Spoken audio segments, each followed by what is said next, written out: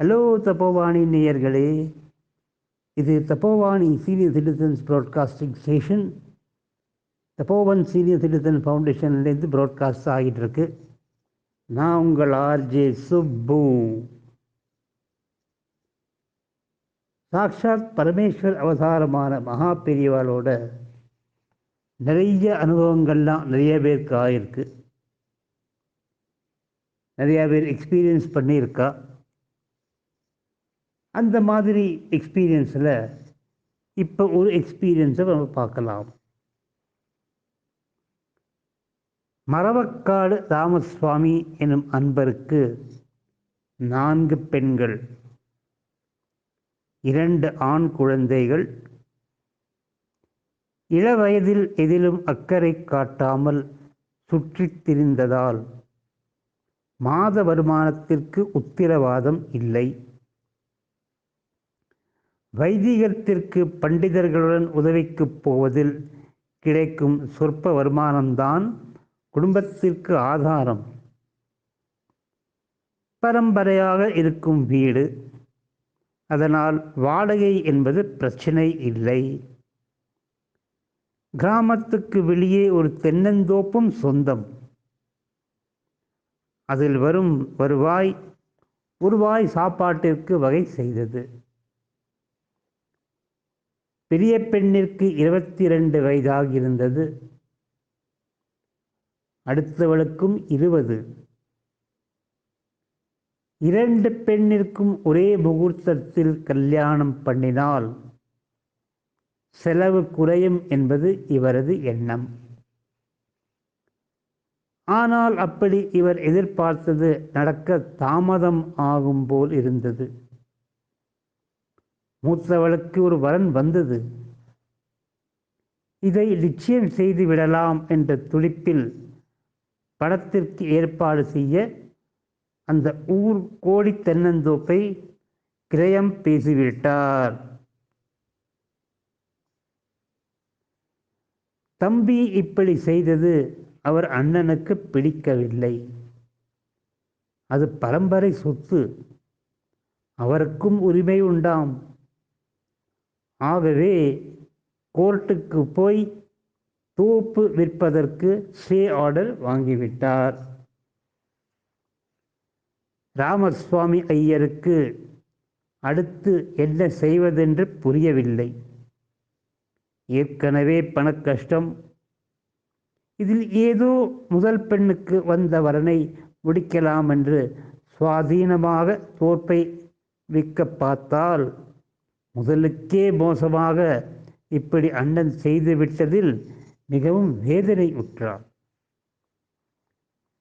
வேறு ஏது கதி என பரமதயாளரான ஸ்ரீ மகா பெரியவாளை நோக்கி ஓடி வந்தார்.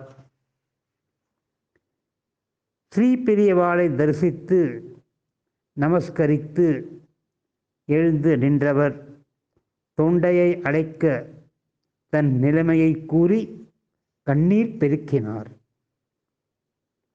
மகா காருண்யரான ஸ்ரீ பெரியவா 5 நிமிடங்கள் ராமசுவாமி ஐயரையே தன் அருள் பார்வையை அகற்றாமல் பார்த்து கொண்டிருந்தார். வேறு ஒன்றும் கூறாமல் பிரசாதம் மட்டும் கொடுத்து அனுப்பினார். சோகச் சுமையுடன் வந்த பக்தருக்கோ பெருத்த ஏமாற்றம். கவலைப்படாதே என்று ஒரு அடையாளமோ ஒரு குறிப்போ கூட காட்டாமல் இப்படி மகா பெரியவாள் உத்தரவருளிவிட்டாரே என்ற ஆதங்கத்தோடு வெளியே வந்தார்.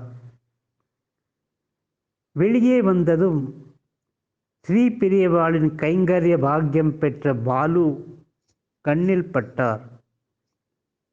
ராமசுவாமி தன் ஆதங்கத்தை ஸ்ரீ பாலுவிடம் கொட்டினார். பெரியவா மனசு வச்சா என்ன வேணும்னாலும் பண்ணலாம். என் அண்ணாவுக்கு என்ன குறைச்சல்? பெரிய வீடு, எப்போ பார்த்தாலும் வெளியூர்தான், நேரில் பார்க்கவே முடியறதில்லை. அப்பா சிராதத்துக்கு கூட என்னை கூப்பிடுறதில்லை.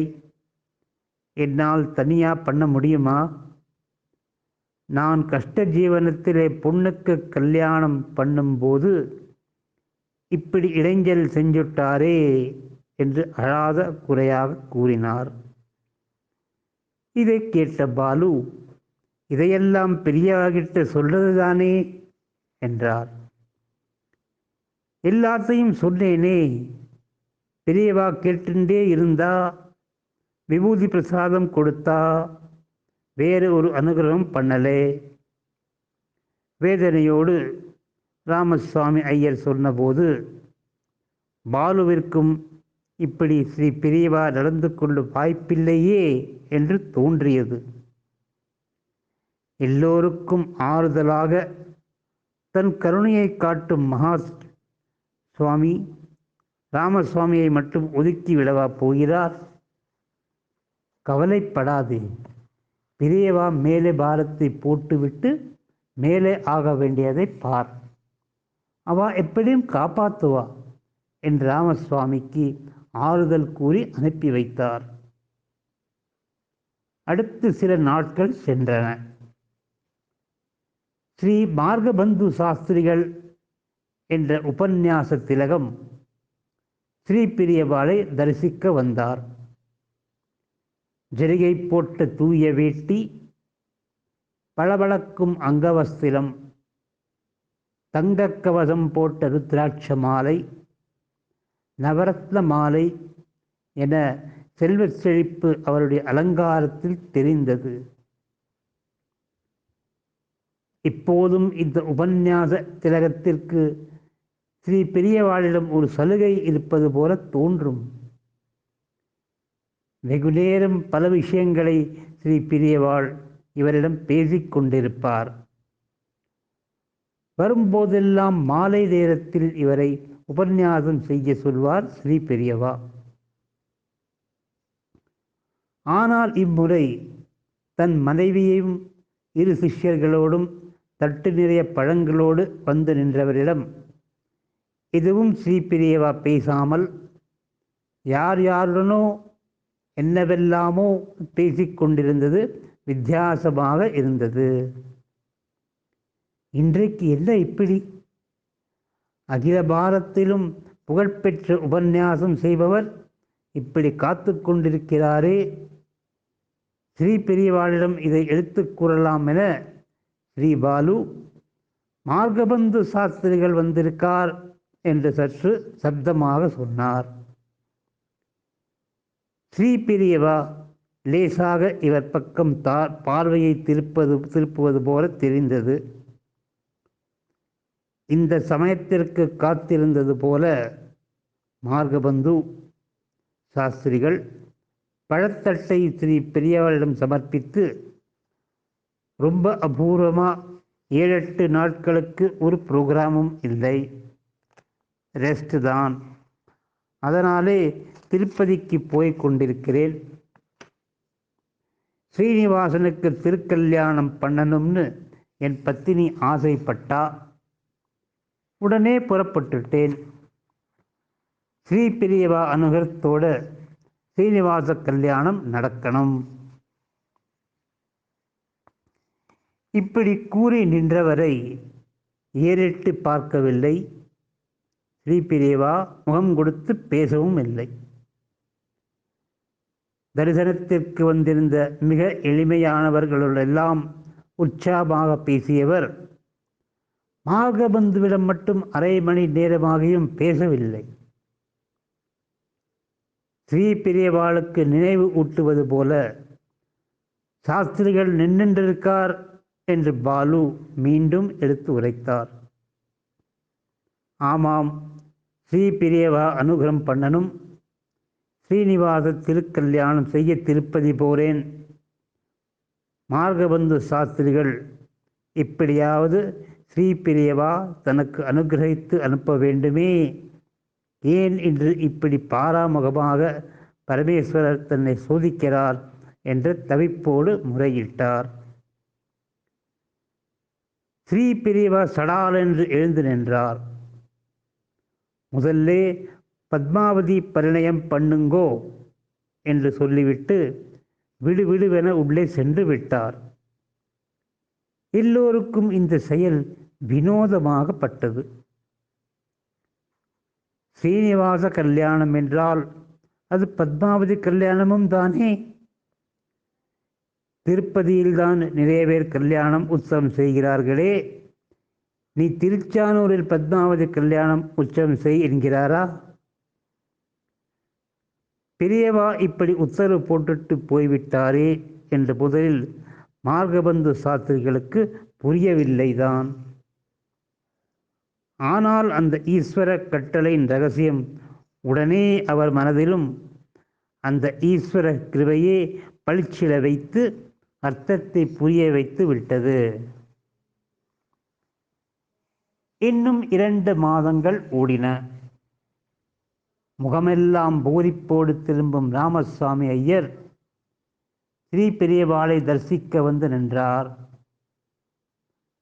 இப்போது தன் பெண்ணின் கல்யாண பத்திரிகையை சமர்ப்பிக்கும் சந்தோஷத்தில் வந்திருந்தார்.